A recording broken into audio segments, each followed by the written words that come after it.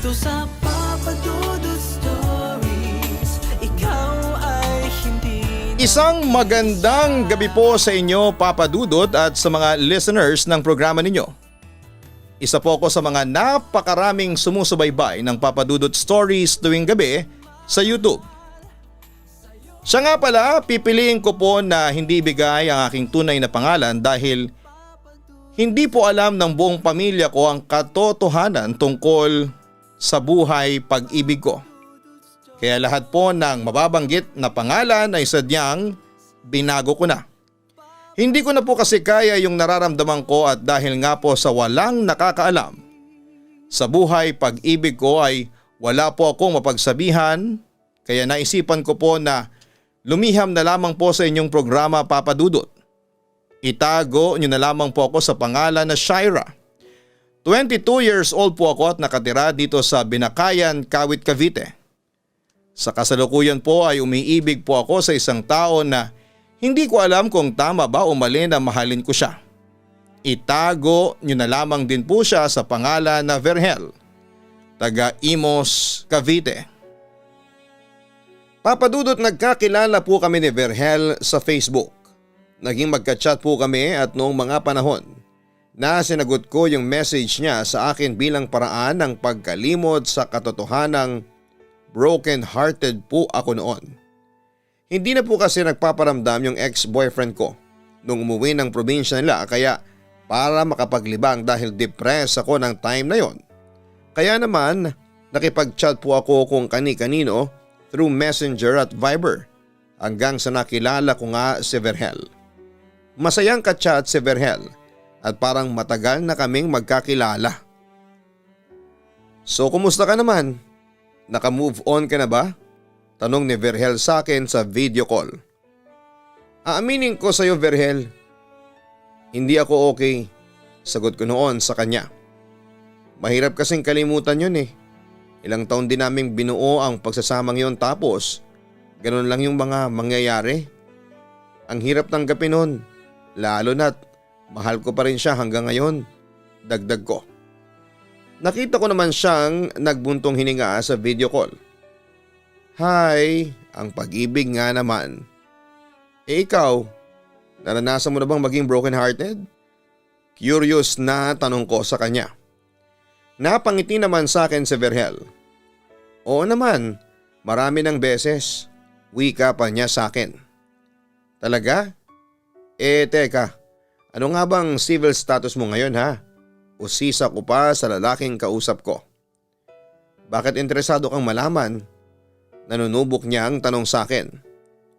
Siyempre, curious ako at saka halos isang buwan na tayong magka-chat.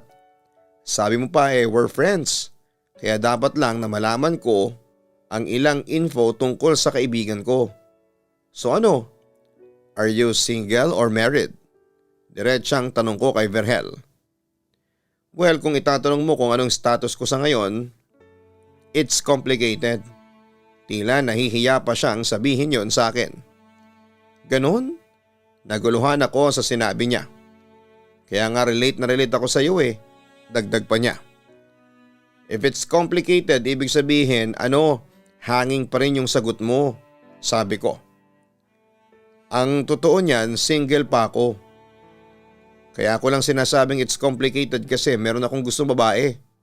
Kaso alam mo na, napahagikik pa si Verhel habang sinasabi yon. Hindi kanya gusto, ganon? Usisa ko pa sa kanya. Pero aaminin ko na rin sa iyo na meron na akong naging karelasyon. May 2 kaming anak pero hiwalay na kami. At hindi kami kasal, pagtatapat niya sa akin. So nakikita pa rin kayo ng ex mo, ha Verhel?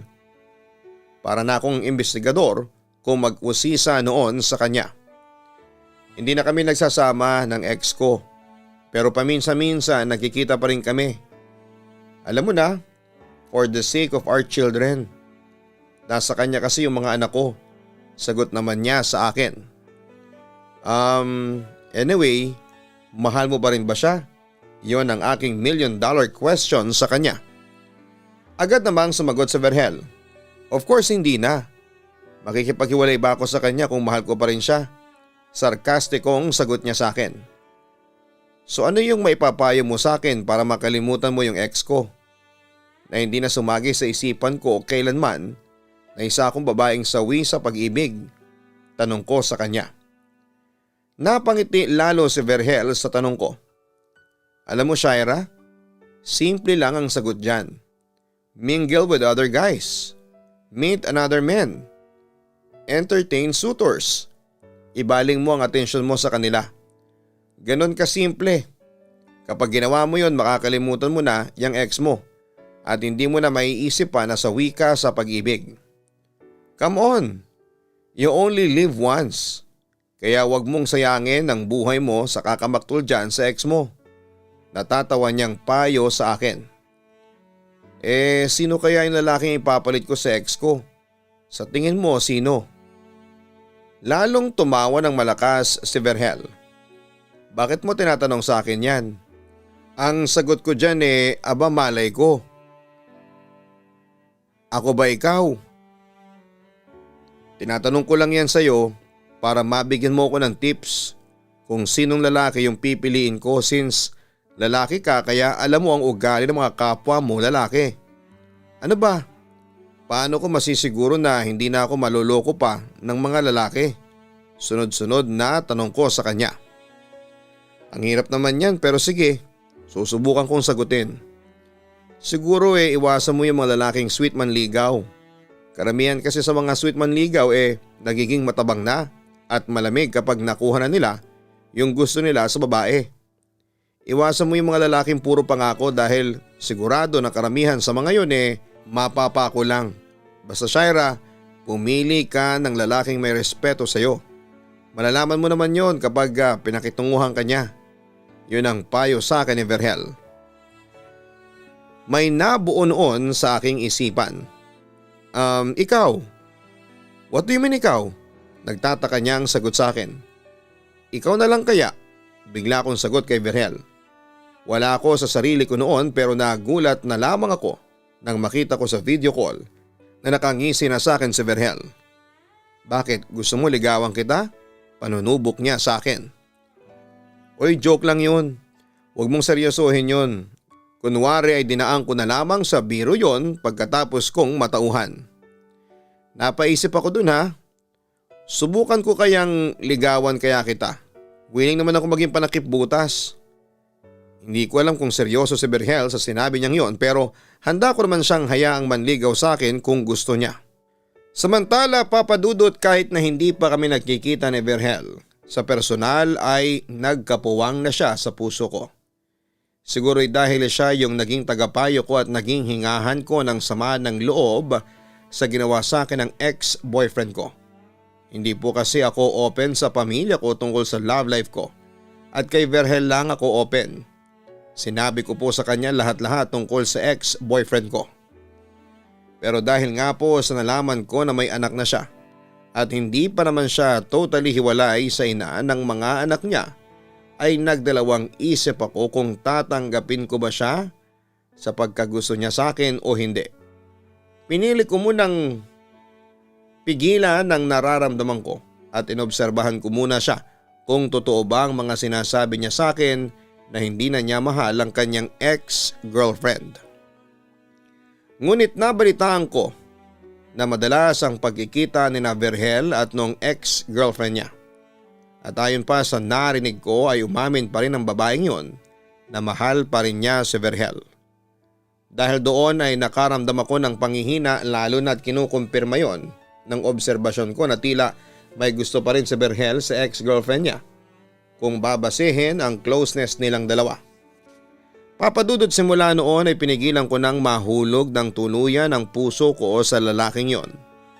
Kaya nag-decide na lamang akong gumawa ng kasinungalingan. Well, masaya ako ngayon. Kunwari sabi ko sa kanya nang minsang mag-usap ulit kami sa video call. Ganon? Kapag masaya ka pala nakakalimutan mo na ako, may halong pagtatampong wika sa akin ni Verhel. Ilang linggo ko rin siyang hindi kinausap dahil nga sa pinigilan ko ang aking sarili na ma-in love sa kanya. Teka, don't tell me nagtatampo ka. Patay mali siya kung tanong sa kanya. Akala ko ba friends tayo? Bakit kinalimutan mo ko? Alam mo sa 2 linggo mong offline nalungkot ako. Tugon niya sa akin. Iniiwasan mo yata ako eh. Agad naman akong sumagot sa kanya para pabulaanan yon. Iniiwasan? Hindi kita iniiwasan at saka isipin mo. Ano naman ang dahilan ko para iwasan kita? Kunwari ay sabi ko sa kanya pero ang totoo, iniiwasan ko nga siya. Namiss kita. Wika ni Verhel pagkatapos ay nagpasya siyang ibahin ang usapan. So bakit ka naman masaya? Ano bang nangyari sa iyo sa loob ng 2 linggo ha? Usisa niya sa akin. Guess what? Nagkabalikan na kami ng ex ko. Kunwari nagpretend akong masaya. Pero isa yon sa mga kasinungalingang sinabi ko sa kanya. Para iwasan na niya ako. Sakali mang mahal pa rin niya ang ex-girlfriend niya. Hindi naman makapaniwala si Verhel sa kanyang narinig. Ha talaga? Paano? Bakas ko sa mga mata niya ang kalungkutan ng mga sandaling yon. Muli kami nagkita, pinagtapat niya sa akin na matagal na niya akong gustong makita. Tapos humingi siya ng tawad sa akin. Sinabi niya sa akin na mahal pa rin niya ako at nangako siya na hindi na niya ako iiwanan at sasaktan. Detalyadong imbento ko sa kanya. At nakipagbalikan ka naman sa kanya kaagad? Tila nanunuring tanong niya sa akin. Oo, tipid kong sagot dahil ayaw kong mabuking niya ako na nagsisinungaling. Ano naman ang kasiguraduhan mo na hindi ka nalulukohin ng ex mong yan? Seryosong tanong pa ni Verhel. Nararamdaman ko lang, sincere siya sa mga sinasabi niya sa akin. Malungkot kong sagot sa kanya. Ikaw talaga wala kang katanda-tanda. Gusto mo pa yatang masaktan ulit eh. Napapailing niyang sagot sa akin. Para bang disappointed sa naging desisyon ko. Wala akong masabi at kahit na tutol ako sa naging desisyon mo, wala akong magagawa. Buhay mo yan eh. Besides, chatmate mo lang naman ako. Basta huwag ka nang iiyak pa sa akin ha kapag niloko ka na naman ng ex mo. Tila nagtatampo pa niyang dagdag sa mga sinabi niya. Hindi na lamang ako kumibo noon, Papa Dudut, pero ramdam kong nasasaktan noon si Verhel sa mga sinabi kong kasinungalingan. Ikaw, bakit hindi ka makipagbalikan sa ex mo? Hindi pa naman kayo totally hiwalay, hindi ba? Ako naman na nag-usisa sa kanya. Siguro nga nakikita pa rin kaming dalawa sa mga anak namin. Pero ang nakaraan na lang. Hindi ko na maibabalik pa yung pagmamahal ko sa kanya. Response niya sa akin bago naputol ang aming video call. Papadudot, hindi ko na makontrol noon ang nararamdaman kong pagmamahal kay Verhel. Kaya sinubukan kong ibalik ang aming komunikasyon. Pero isang araw ay nakatanggap ako ng message mula kay Verhel at laking gulat ko nang pasahan niya ako ng mga litrato niya kasama ang kanyang mga anak. Meron din silang litrato ng kanyang ex-girlfriend at tila masaya silang magkakasama. Agad kong kinompronta noon si Verhel at tinanong ko sa kanya kung anong ibig sabihin sa mga litratong finorward niya sa akin. Pero ang katwiran niya sa akin ay pinakialaman ng anak niya ang cellphone niya at aksidenteng naisend nito ang mga larawan nila sa aking account. Papadudot, naniwala naman ako sa mga sinabi ni Verhel, pero yon ang nagpatibay ng aking dahilan para iwasan na lamang siya. Alam ko na nasaktan din siya noon dahil bigla ko na lamang siyang iniwasan. Pero dahil nga sa sitwasyon niya, ay mas pinili ko na lang na iwasan na siya hanggat hindi pa lumalalim ang pagtitinginan namin. Pero hindi pa rin ako tinigilan noon ni Verhel. Nag-message pa rin siya sa akin kahit na iniwasan ko na siya. Kaya blinako na siya sa lahat, sa Telegram, Skype at sa Facebook. Lumipas ang 1 buwan at nagkaroon na ako ng boyfriend sa chat noon at malapit na kaming magkita nang bigla na lamang nag-message si Verhel sa akin gamit ang ibang account na nangungumusta tungkol sa amin ng ex-boyfriend ko nang alam niya ay naging boyfriend ko ulit. Hindi ako nakatiis na hindi siya replyan noon kaya nagkaroon ulit kami ng komunikasyon. Hanggang sa isang araw. Hello? Sino to? Tanong ko sa caller. Narinig ko ang paglunok ng caller sa kabilang linya bago ito sumagot sa akin. Ako ito si Verhel. Hindi naman ako makapaniwala sa aking narinig. Verhel? Teka, paano mo nakuha ang number ko? Tanong ko sa kanya. Pinagtanong ko sa mga kaibigan mo sa Facebook. Ano bang nangyari sa iyo ha? Bakit ilang linggo mo na akong hindi kinakausap? Tila kumpronta niya sa akin. Busy lang ako, tipid kong sagot. Talaga? Busy kayo ng boyfriend mo? Tila skeptical si Verhel sa sagot ko. Shaira, magtapat ka nga sa akin. Iniiwasan mo ba ako? Ha? Hindi. Bakit naman kita iiwasan? Patay mali siyang pagtanggi ko. Bakit tinanggal mo ako sa list ng chatmates? Blinak mo din ako sa Facebook. Yung mga messages ko sa'yo sa Facebook, titingnan mo lang pero hindi mo naman nire-replyan. Bakit, may nagawa ba akong kasalanan sa'yo? Ano? Naisip ko lang na kailangan ko nang umiwas sa'yo kasi may boyfriend na ako. Pangangatwiran ko. Anong connect doon? Nagkabalikan lang kayo ng ex mo tapos iiwasan mo na ako bilang kaibigan? Agad na tanong niya sa akin. Verhel, kailangan kitang iwasan. Pag-amin ko na sa kanya. Pero bakit? Tila naghahanap si Verhel ng kasagutan. Mukhang masaya na kayo ng ex-girlfriend mo at ng mga anak mo. Ayaw ko nang makagulo pa sa inyo. Pagpapatuloy ko. Dahil ba doon kaya mo na ako iniiwasan?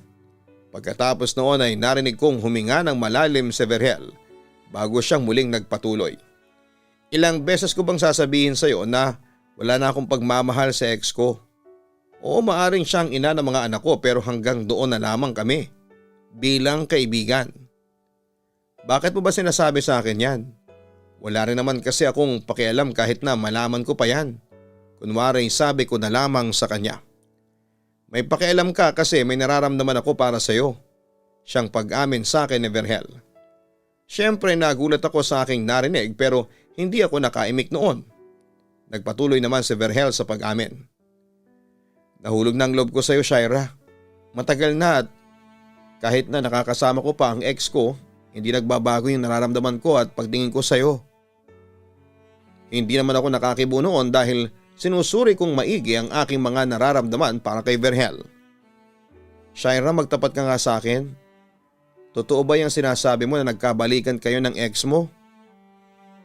Oo naman, pero break na kami. May bago ulit akong boyfriend na namit ko rin sa chat pag-amin ko sa kanya. Sa puntong yun ay tila naubos na ang pasensya ni Verhel.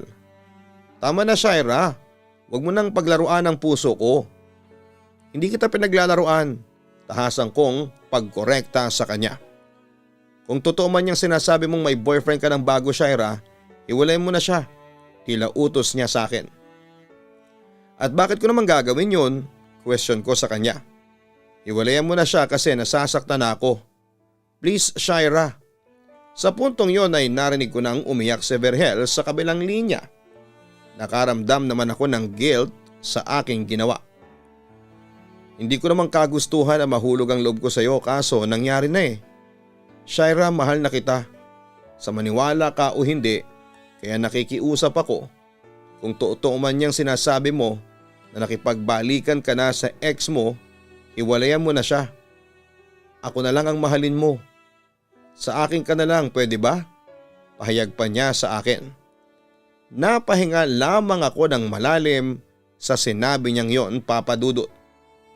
Shaira, sana huwag ka nang matakot na mahalin ako. Kasi ako, hindi ako natatakot na mahalin ka. Excited na akong makita ka sa personal, Shaira. Mahal na mahal kita. Pagpapatuloy pa niya, Papa Dudut. Hindi ko alam kung anong sasabihin o gagawin ko ng mga oras na yon. Naguguluhan talaga ako. Hindi ko alam kung susundin ko ba ang puso ko o magmamatigas. Kung mamahalin ko kasi si Verhel ay siguradong pangalawa lamang ako sa buhay niya. Siguradong masasaktan lang din ako tulad ng nangyari sa akin sa ex-boyfriend ko. Papadudot kahit na ilang beses kong pigilan ang sarili ko na huwag mahalin si Verhel, ay natatalo din ako sa huli. Hindi mapakali ang puso ko na hindi siya nakakausap. Kaya naman nag-decide akong ibalik ang komunikasyon namin. Mas tumindi yung nararamdaman ko sa kanya habang sinabi ni Verhel sa akin na hindi naman daw nawala yung feelings niya para sa akin kahit nung umuwi pa siya sa lugar nung ex-partner niya at kasama niya ang mga anak niya. Papadudot naging maayos ang pagkakaroon namin ng komunikasyon hanggang sa dumating ang araw na nagkita na kami ng personal. Ito yung bahay ko. Tayo lang ang nandito. Yung mga anak ko nasa pangangalaga ng lola nila, ang sabi pa ni Verhel. Pinagmasdan ko ang bahay niya, malaki ito, may 3 palapag na gusali at malaki ang bakuran. Hindi rin biro ang mga muebles, kaya nagulat ako kasi hindi ko akalain na may kaya pala si Verhel. Alam ba ng boyfriend mo na kasama mo ko o sisa pa niya sa akin? Hindi at saka hindi niya rin malalaman kasi sa mga oras na ito nasa trabaho siya. Sagot ko naman sa kanya. Pagkatapos noon ay inaya niya ako sa kusina kung saan ay nagluto kami ng pagkain namin. Nagulat ako kasi ang 2-door ng kanyang ref ay maraming lamang pagkain. Doon ko nalaman na mataas pala ang katungkulan ni Verhel sa trabahong pinapasukan niya. Shaira, naalala ko yung sinabi mo sa akin nung isang araw na naguguluhan ka kasi mahal mo ko. Hindi mo pa ba napag-iisipan kung sino sa amin ang boyfriend mo ang mahal mo? Tanong niya sa akin habang nagluluto kami. Huminto naman ako sa aking ginagawa at napatingin sa kanya. Verhel, pero hindi ko na ituloy ang aking sasabihin sa kanya. Shaira, ako na lang ang mahalin mo. Mas mamahalin kita. Mas maibibigay ko sa iyo ang pagmamahal na hinahanap mo. Kaya kong daigin ang pagmamahal na ibinibigay sa iyo ng boyfriend mo. Wika niya sa akin in an affectionate way. Verhel, please. Pilit kong nilalabanan noon ang tukso. Pero kahit na anong pigil ko ay hindi ko na maitanggi noon na mahal ko nga si Verhel. Ganito na lang ba yung estado ng relasyon natin? It's complicated? Tanong niya sa akin. Anong plano mo? Ang sabihin mo, plano nating dalawa. Pagkorekta naman ni Verhel. Pero hindi muna siya sumagot noon at nagpatuloy lamang kami sa pagluluto hanggang sa matapos kami at kumain. Wala kaming imika noon at madali kong naubos ang aking pagkain. Nang mahugasan na namin ang mga plato ay nagpasya na akong umuwi noon. Pero pinigilan ako ni Verhel. Sinubukan din niya akong akitin. May boyfriend ako, Verhel. Paalala ko sa kanya. Shaira, alam naman nating mahal natin ang isa't isa pero hanggang dito na lang ba ang relasyon natin? Hindi ka ba nagsasawa sa sitwasyon natin? Tanong niya sa akin. Seryoso ka ba talaga sa akin? Diretsang tanong ko. Oo, maniwala ka sa akin. Yun ang naging sagot niya. Pagkatapos noon ay isang halik ang ibinigay niya sa akin. Sinubukan ko pang pigilan ang aking mga nararamdaman pero hindi ako umubra. Sa huli nagulat na lamang ako nang nasa kama na kaming pareho. Hubot-hubad. Papadudot pagkatapos noon ay muli kami nagkita at nagsiping ni Verhel at sa mga panahong yon, na-realize ko na mas pinili ko na siya kesa sa boyfriend ko. Kaya gumawa na ako ng desisyon noon, hiniwalayan ko na ang boyfriend ko ng basta-basta. At sa puntong yon ay buo na ang loob ko na kahit ano pang mangyari ay si Verhel lang ang mamahalin ko at wala ng iba pa. Papadudot simula noon ay naging away-bati ang sitwasyon namin ni Verhel. Madalas ay nagkakaroon kami ng misunderstandings kasi sa ex-partner ni Verhel. Oo, nagsiselos ako sa tuwing magkasama sila at kapag nagkikita kami. Hindi ko talaga maiwasang magduda. Aaminin kong na-insecure ako kasi wala akong mapanghawakan para magstay sa akin si Verhel. Samantalang ang babaeng yun ay meron. Pero dahil sa mahal ko si Verhel ay sinikap kong intindihin pa rin ang lahat. Kaso hindi rin nagtagal ay parang nagsasawa na rin ako. Nasaan ka na? Tanong ko sa kanya isang araw sa cellphone. May nabalitaan kasi akong nakatira siya ngayon sa bahay ng ex-girlfriend niyang si Julie. Siyempre, nandito ako sa bahay. Tipid niyang sagot sa akin. Bahay nino? Bahay ni Julie? Pangbubuking ko. Hindi naman siya tumanggi. Oo, kasama ko ang mga anak ko. Kaya pala hindi ka nagpaalam sa akin kasi may bala ka palang pumunta dyan. Paghihimot ko. Shaira, hindi ba sinabi ko sa'yo na itong bahay na tinitirhan ni Julie ay pag-aari ko din? Kaya pwede akong tumira doon. Katwiran niya sa akin. Pero ang pangit tignan na tumitira ka sa isang bahay kasama ang ex mo. Verhel, baka nakakalimutan mo na may girlfriend ka na. At ako yun. Yun naman ang balik ko sa kanya. Alam ko naman yun, please. Huwag mo nang pagselosan si Julie. Ang sabi niya sa akin. Hindi ko maiwasan na magselos. Bakit? Mas marami pang panahon ang pinagsamahan ninyo ni Julie kesa sa atin. Anong labang ko dun? May mga anak kayo. May pinangahawakan si Julie. Ako, wala Verhel, wala. Sa totoo lang ay natatakot ako na baka isang araw ay magising na lamang ako na inagaw ka na sa akin ng babaeng yun. Paglabas ko ng aking saloobin sa boyfriend ko. Huwag ka mag-isip ng ganyan, saway niya sa akin. Ngunit nagpatuloy pa rin ako.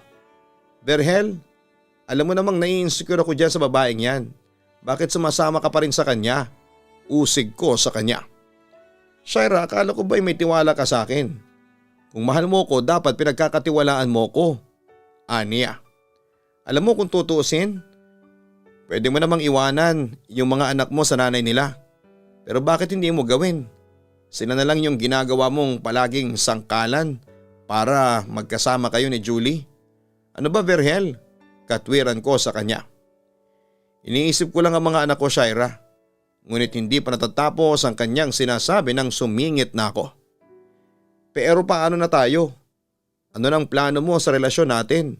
Seryosong tanong ko sa kanya. Ilang beses ko bang sasabihin sa'yo na magtiwala ka lang sa akin? Bakit hindi mo magawa? Ngunit agad akong nagsalita sa kanya. Ayaw ko kay Julie. Ayaw ko sa babaeng yon, kaya pwede ba lumayo ka na sa kanya? Bumalik ka na sa akin, please. Pakiusap ko noon sa kanya. Nangako kami ni Julie sa mga anak namin na magsasama kami ng 1 buwan. Nagulat ako sa mga sinabing yun ni Verhel. Biruin mo 1 buwan, Verhel? 1 buwan? Maraming pwedeng mangyari sa 1 buwan. Huwag mo naman akong gawing tanga. Ayaw mo pang aminin sa akin na nagli-live-in na ulit kayo ng babaeng yan. Galit na galit kong sabi sa kanya. Maghiwalay na tayo, ang sabi ko pa sa kanya. Papadudot noong June lang ng taong ito ay umuwi ulit si Verhel sa lugar ng babae kaya sobra akong nasaktan. Kasi minsan niya lang akong ma-text at lagi na lang siyang busy. Alam ko na sobra akong nagpapakatanga sa kanya kaya ilang beses ko siyang hiniwalayan pero hindi siya pumayag dahil hindi niya daw kaya na mawala ako. Papadudot galit na galit ako sa sarili ko dahil alam ko na talo ako. Pero bakit patuloy ko pa rin siyang minamahal? Nasasaktan ako dahil wala pa naman siyang ipinapangako sa akin. At kung ano ba ang plano niya. Lagi niya lang sagot sa akin ay iniisip niya ang mga anak niya. Hanggang ngayon papadudot ay hindi ko pa rin alam kung ano ba talaga ang estado ng relasyon namin. Nakikita pa rin kami minsan kapag umuwi siya ng Laguna. Alam ko na maling-mali itong pinasok ko. Pero nagmamahal lamang ako. Araw-araw kong umiiyak pag mag-isa lamang ako. Dahil walang alam ang mga kapatid ko at mga magulang ko sa mga nangyayari sa akin kaya hirap na hirap ako. Sana'y matulungan niyo ako sa pamamagitan ng mga payo ninyo Papa Dudut. Pati na mga tagapakinig ninyo sa Papa Dudut YouTube channel. Mahirap mag-pretend sa ibang tao na okay ako. Sana'y mai-ere po ninyo ang aking istorya. Thank you in advance. Siya nga pala Papa Dudut, nakasubscribe na po ako sa Papa Dudut YouTube channel, sa Kaistorya YouTube channel at sa Papa Dudut Family bilang suporta sa inyo. Lubos na nagpapasalamat, Shaira. Nakakalungkot ang ibinahagi mong kwento sa amin, Shaira. Sa totoo lang ay hindi na tama ang ginagawa ni Verhel na makituloy pa sa bahay ng ex-girlfriend niya kahit pa sinabi niya sa iyo na wala na siyang pagmamahal dito. Ginagawa niya yon para sa mga anak niya? Hindi, Shaira. Ginagawa lamang niyang sangkalan ng mga bata pero ang totoo ay may pagtingin pa rin siya o maaaring may relasyon pa rin sila ng ex-girlfriend niya. Alalahanin mong sa inyong dalawa ni Julie ikaw ang lugi, Shaira, dahil wala kang pinangahawakan na magpapanatili kay Verhel sa piling mo. Kung ako sa iyo ay subukan mo munang makipag-cool off. Hanapin mo ulit ang iyong sarili at hanapin din ni Verhel ang sa kanya. Gamitin ninyong opportunity yon para suriin ang inyong mga damdamin para sa isa't isa.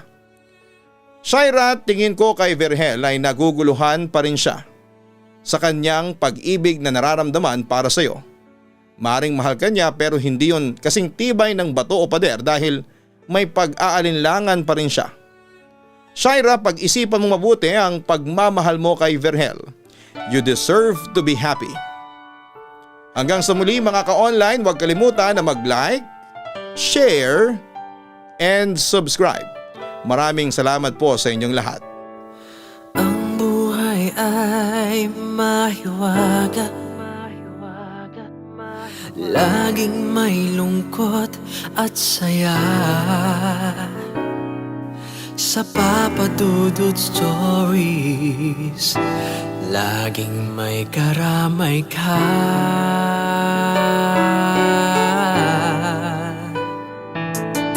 Mga problemang kay bigat, dito ay pakikinggan ka.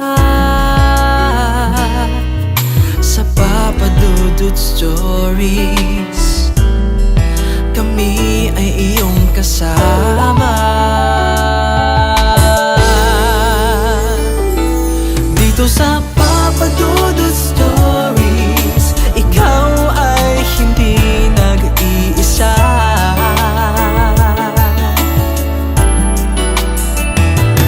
Dito sa Papa Dudut Stories, may nagmamahal sa'yo. Papa Dudut Stories, Papa Dudut Stories, Papa Dudut Stories.